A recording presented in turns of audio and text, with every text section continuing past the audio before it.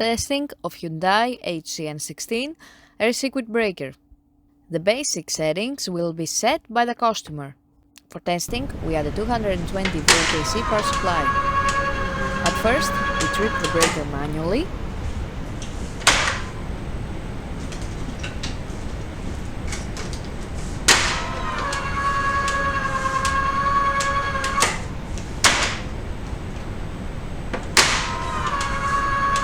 Then we trip the breaker with the help of the UVT.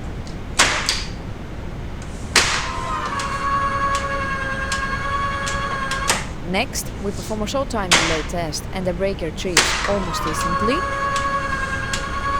And lastly, we perform a long time delay test and the breaker trips.